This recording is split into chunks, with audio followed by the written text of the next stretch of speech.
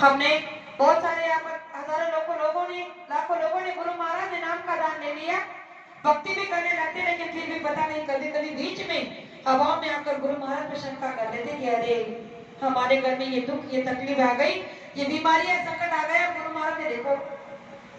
हमारी रक्षा ही नहीं की।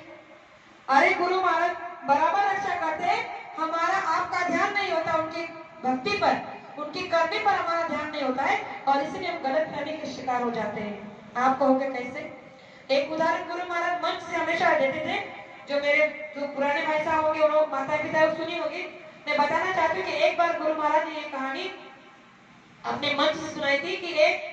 समुद्र किनारे केकड़ा रहता था, और वो समुद्र में रोज समुद्र से बाहर आकर रेत पे बहुत दूर तक चलते जाता था, और अपने निशान को पीछे देखते बड़ा खुश होता था, बड़ा उछलता था, और उसे लगता था कि ये समुद्र से मेरी बड़ी गहरी दोस्ती हो गई है, और इसीलिए जब भी मैं समुद्र से बाहर आता हूँ तो इस रेत पर मेरे निशान को देखकर बड़ा खुश हो जाता हूँ। तो एक दिन ऐसे वो समुद्र से निकला, रेत पर चलने लगा, पीछे मुड़ के देखे तो उसके निशान नहीं थे, क्योंकि क्या हुआ, जैसे वो निकला उसके पैरों के निशान पड़े, तब से लहर आई और उस निशान को मिटाकर चला गया। अब उसे बड़ा गुस्सा आया, वो उस लहरों से कहने लगा, समंदर से कहने लगा कि अरे तुम कैसे दोस्त हो, आज तुमने मेरे निशान को मिटा दिया, मैं कितने दिनों से ये सब रोज करता हूँ, और देखो मैं तुम्हारे साथ अच्छी दोस्ती भी कर चुका था, मुझे लगता था कि तुम मेरे साथ हो, तुम मेरे दोस्त हो, मित्र हो, लेकिन तुमने तो आज मेरे पैरों के निशान को मिटाकर साबित कर दिया कि तुम किसी के दोस्त, किसी के सगे नहीं।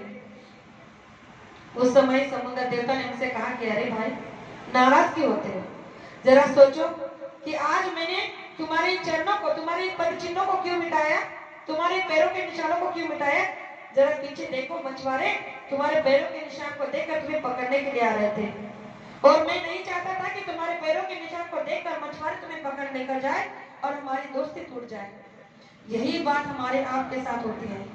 जब जब हमारे साथ अच्छा होता है हमें लगता है कि गुरु महाराज हमारे साथ है, गुरु महाराज की बड़ी दया है, लेकिन अगर कभी किसी दिन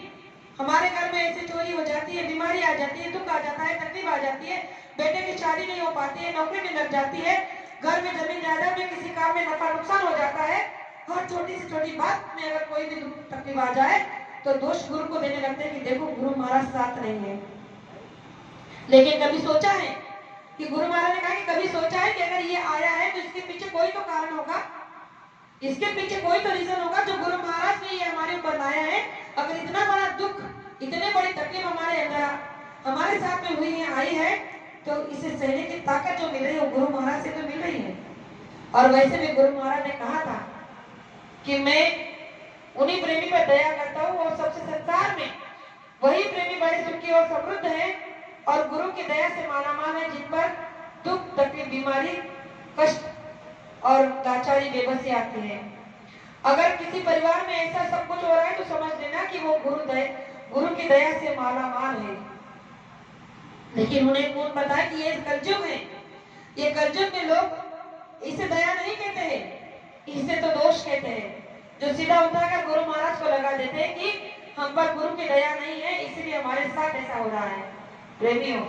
अगर आपके संसार में, आपके साथ में कोई भी विजय पर किसी कार्य को लेकर हो रहा है तो समझ लेना कि इसके पीछे गुरु महाराज की बहुत बड़ी दया है, और इसके पीछे बहुत अच्छा ही होने वाला है, इसलिए इस काम को इतनी देरी और विलंब हो रहा है। प्रेमियों,